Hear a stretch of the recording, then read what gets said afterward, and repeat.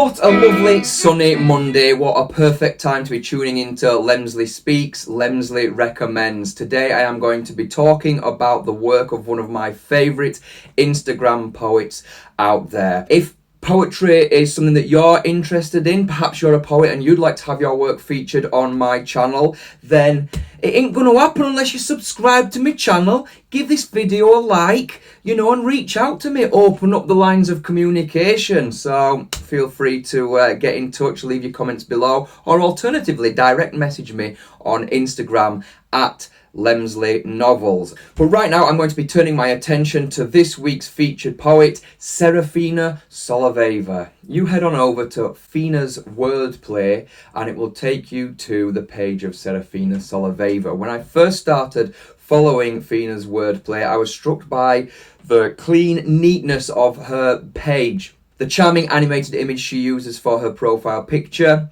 the simple clean clarity of the handle Phinaswordplay. But as soon as I started reading her work and as soon as I started talking to Phina, I realised that there is so much more depth going on here with this poet. She told me that her name, Seraphina, actually has Jewish origins, and it links to the fiery angels that protected the throne of God. And straight away, I'm comparing that to the simplicity of the handle Phinaswordplay, to the real depth that lies beneath it. And that is what Phina is all about. She perfectly juxtaposes charming, clean clarity with profound meaning and thought-provoking work. In one of her most recent posts, the poem Chocolate is featured alongside a stop-motion animation that Phina created herself. The animation itself is just a charming delight to watch, and you can just go through that and watch the little chocolates moving around. And then you start reading the poem. Chocolate, again, sounds simple. You feel like you know what you're going to be in for, and then you get quotes like this. Dark streams of cocoa are heating up my guts, as if Lucifer has chosen for me the biggest melting pot. Along deserted veins, thick liquid runs. I'm chocolate now. Eat me up. It's delicious, but it's dark as well. The links to Lucifer, the religious connotations, all tied up in something that seems on the surface like it's going to be much more simple. Chocolate. But yeah, excellent stuff. Seraphina is a Russian poet. She lives in a small rural town not too far from the outskirts of Moscow. She enjoys taking her camera out into the countryside, snapping pictures of Mother Nature at work in all its beautiful glory, and then allowing that creative process to spill through into her writing. It really is worth reiterating that Russian is her native tongue. It's absolutely incredible that someone can create such thought-provoking and powerful poetry in a language that isn't their first language. Well played, Phina. So she's also pretty fluent in Chinese, as well as Russian and English. It just blows my mind. It's absolutely incredible. When she was studying English, Phina quickly found that she wasn't getting enough contact time with native British speakers in order to practice the English language. That's where she turned to poetry. She started to use poetry to explore and improve her English communication skills, writing skills, and that is just staggering. If I was learning a second language and I wanted to try and practice, I'd get a textbook and maybe try and write some things out, but trying to write poetry, and poetry that has an impact in a second language, I'd have no chance. Phina is obviously something of an expert in language. She wants to immerse herself in the English language. She's going to be travelling back to China once lockdown lifts. And this wanderlust, this thirst for other people and other cultures to soak up as much of the world as possible is right at the very heart of the poetry that she writes. Let's have a look here at her poem, Engine. I was really struck by the gritty, hard-hitting nature of this poem, which features quotes such as, behind sun-bleached facades, generations bunch up shoulder to shoulder, yet no one complains, as this is how our engine works.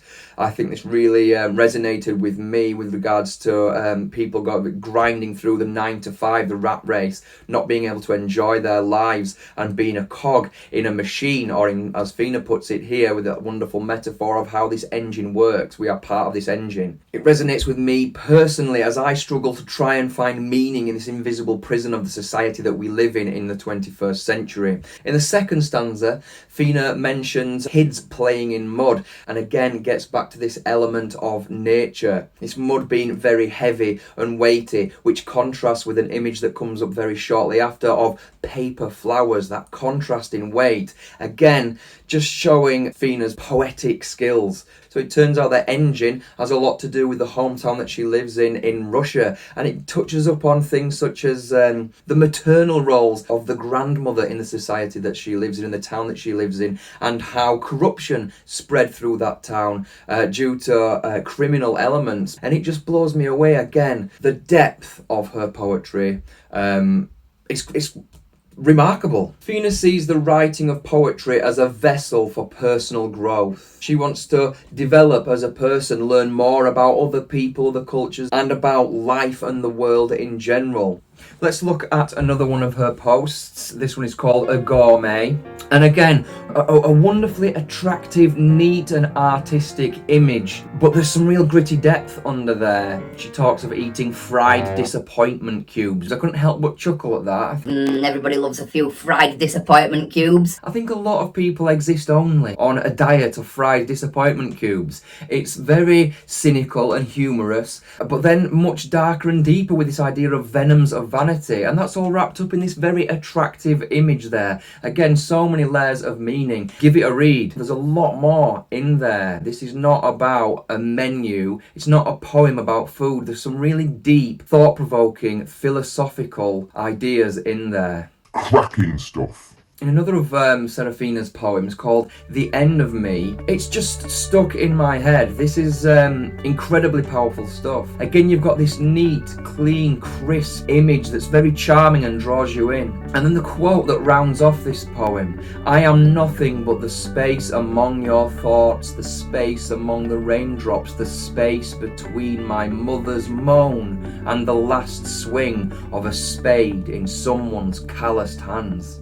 There is so much going on there. This idea that the human experience, our individual human experience, is everything that we will ever have. That is our all. And yet we are nothing. We are just space, which Phina emphasizes here with the repetition of the space. And the space between raindrops, the space between thoughts. Very gentle, very subtle. And then this last idea, the space between my mother's moan. By identifying and pinning down that link, that maternal link, is there a sense that the narrator has somehow let down their mother? Or is this a kind of death moan towards the end of the life? Because I can't help but think of funerals, especially when we're thinking of the last swing of a spade in someone's calloused hands. It conjured up for me a burial. But then again, I look twice.